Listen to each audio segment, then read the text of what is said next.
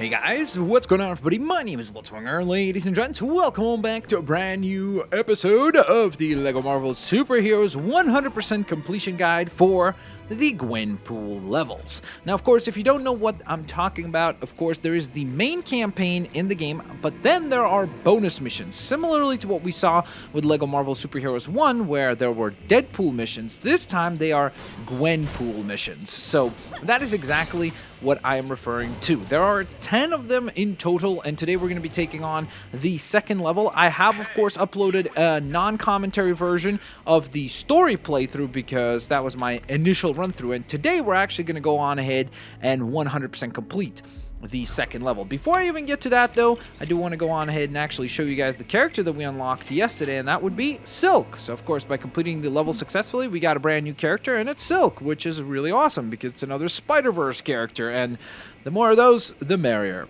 All right, so with all that in mind, I don't know why that was not activating. That was a little bit odd. So let's go on ahead and go into our level selection. We're going to proceed all the way down here to the simulation situation.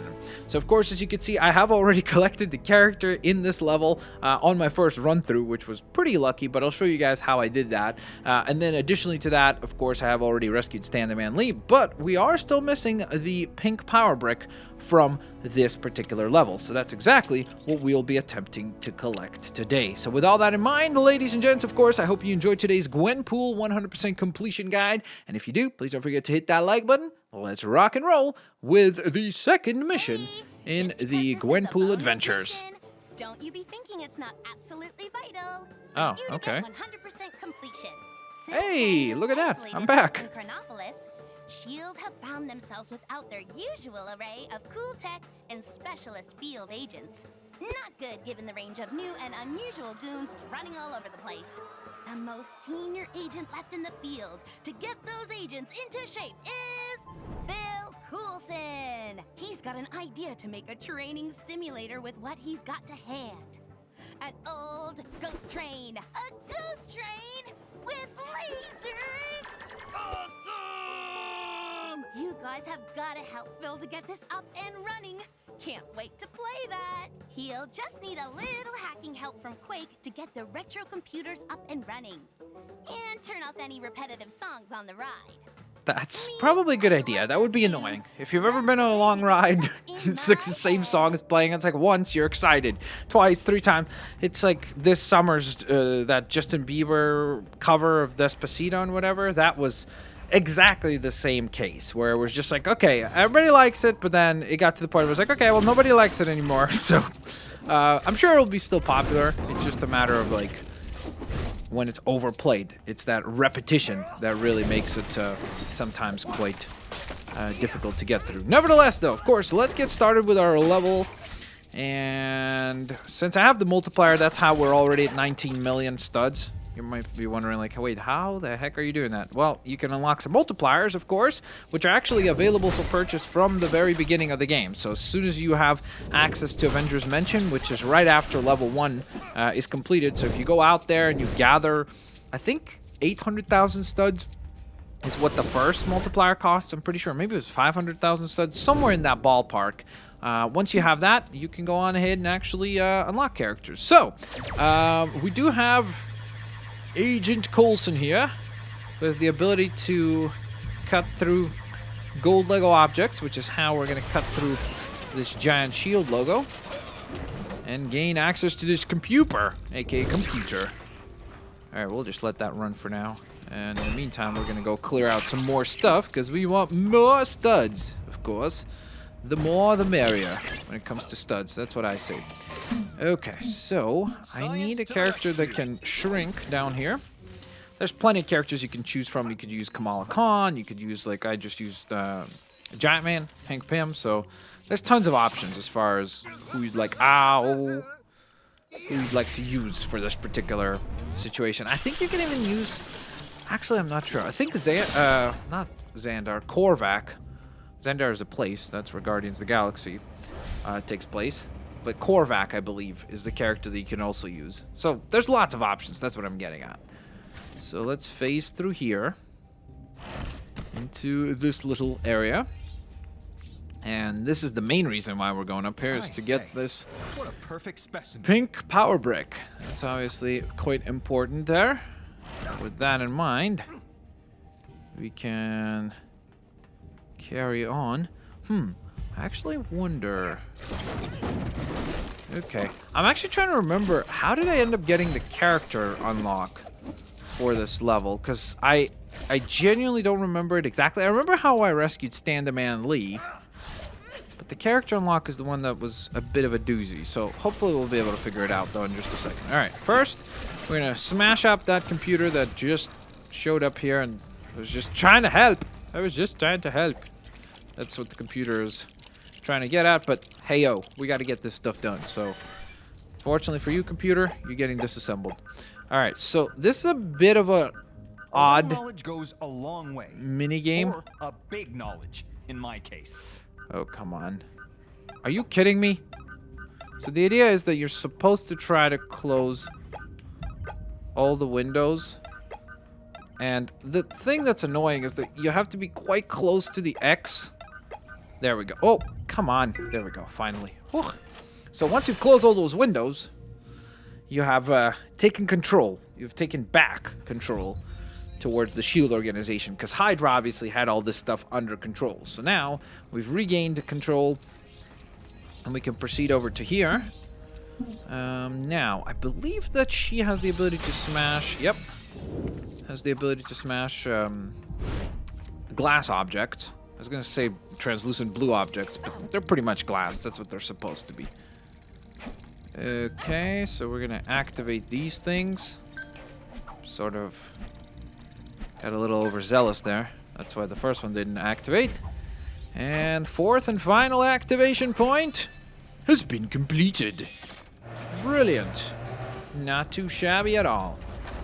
Alright, so this level is like really, really unique in the sense that it's not quite like any other level, not just in this game, but I would say in like most Lego games, which is pretty awesome. It's definitely a good thing. So let's hop in here so that you can actually see what I'm talking about, because me just kind of setting it up like that sounds about as vague as possible.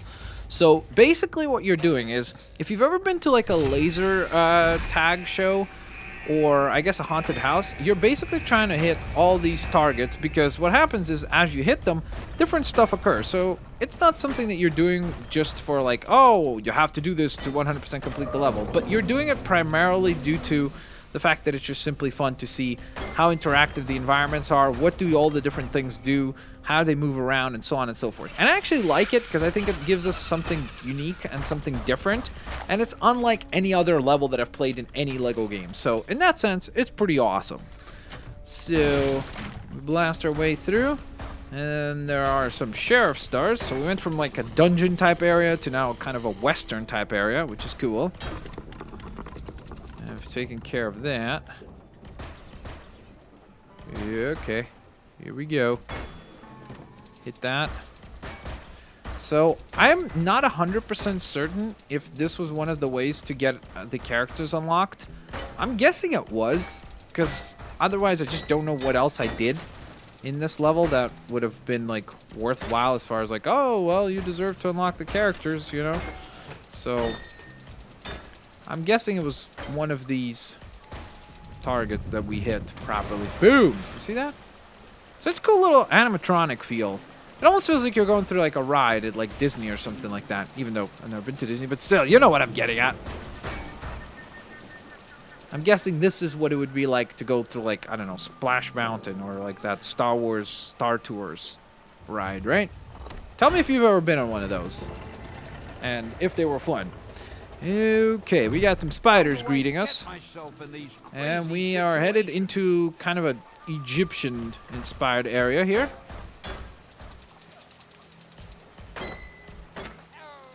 So this is going to be the area where we're going to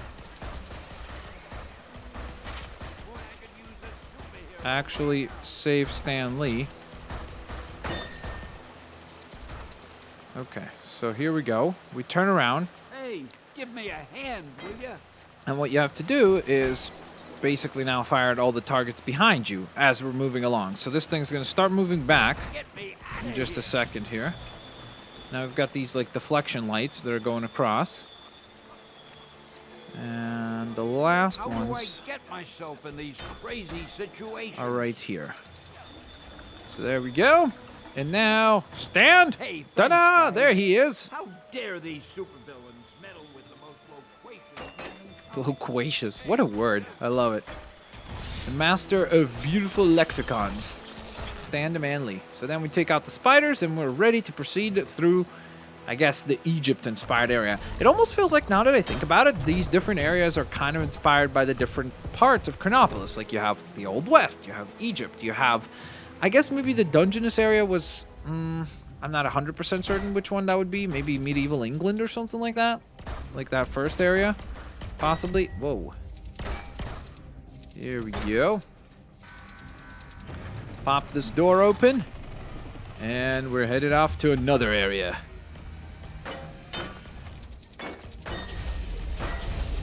There we are. So basically my suggestion is try to hit as many, or ideally maybe even all, the targets. And then you're increasing your chance to not only not miss out on anything in terms of like, hey, that was a really cool thing or something like that. But additionally to that, you're not going to miss out on just really cool moments of seeing these things interact and what they do and everything. So it's quite a bit of fun in that sense. And here's Ronan Ship, by the way. And this thing is coming right at us. So we're going to spin it right back because we don't want to deal with that. And then the machine takes a picture of you just like in a real ride. As though it's like, hey, was he terrified? Or was she terrified? And so on and so forth. And then they'll sell it to you for about $1 gajillion. They're like, hey, yeah, would you like this picture? We'll sell it to you. It'll only cost $500. You're like, oh, great. What a deal. What a deal. All right, so we've got some serpents to deal with here. There we go. Give away. Bye, snake. Wow. It's actually kind of crazy how many studs we're getting. Like, that's pretty surprising. I really did not think it would be quite this many. I didn't notice. I mean, of course, I have a multiplier active, so obviously it's not like a very fair assessment, but still. It's pretty cool. Go away, shark. Go away. Okay, yeah, good. Good shark. If only sharks could listen to you that much, huh? If you ever meet one in the ocean, just like, go away, shark, and the shark just swims away. You're like, perfect. And we end up right back where we started. Well, on the other end, I guess, because we started by going that way. So there we are. That powers this machine up right here. All the way through. I guess we did quite well, which is why we earned all the different studs. And I think, actually, from what I remember, I think this is where you get the characters. So, like, if you earn enough points on the ride, quote-unquote, it will reward you with the characters. So that's why I got the purple stud instead of a character unlock. So I'm pretty sure that's how you actually end up getting it. And look at that! There's the photo that they took of us, so that's pretty cool. And it is actually really neat that it's not just the generic characters, because this level is actually played with Agent Coulson and Quake. But as you saw there, it was kind of cool that it actually showed us the character that we were using, which was Clea. So it's really nice. I wonder if we had like would it actually register every character, like Spider-Man and so on and so forth? So that'd be kind of cool to actually try out and see if it would be the case. An on-rail shooter, that's what it's called. I forgot the genre. Then these new agents will tear them apart in seconds. Ha! Seriously though, I do think there's more mileage in theme park ride training simulators. A Milano roller coaster would be cool. Ooh, how about a Kang's Crazy Teacups ride? You know, for the youngins. I'm going to write this down. See you in a while, mi amigos. Okay. Sounds like we're going to be seeing Gwen again, because of course we have still plenty more Gwenpool missions to go. So essentially the schedule right now, guys, I just wanted to update you guys. Basically, you're going to see the non-commentary, like my first impression, uploaded probably at like really late or really early in the morning, and then during the day I'll upload my 100% walkthrough. So you'll see basically within a day after, you're going to see the 100% walkthrough. There we are with the minikit detector unlocked. That is a very useful pink power brick, so that is awesome. Of course, how do you get the gold bricks for this level? Well, one is earned for completing the level successfully for the first time, so that's where you can go back and see me do exactly that. Then another one is earned for getting the True Believer ranking, which means you earned the right number of studs for that particular level, which is very easy to do in this level, even without a multiplier, just because if you keep hitting those targets, you earn a ton of studs, which is awesome. Then, the last, but certainly not least, gold brick is actually earned by rescuing Stan Lee, which I showed you how to do, and of course, the other collectibles in this level is the unlockable of the character, which I think is Agent Carter, I'm pretty sure, and then on top of that, we have the pink power brick. Yes, I do tend to want to say a red power brick because I think this is the first time that they've ever changed the color. But then again, weren't they called Mithril bricks in Lego Hobbit? Maybe they were. I forget though. Nevertheless, thanks all for watching. I'll catch you guys next time. Peace out. See you laters, alligators. Bye-bye, everyone.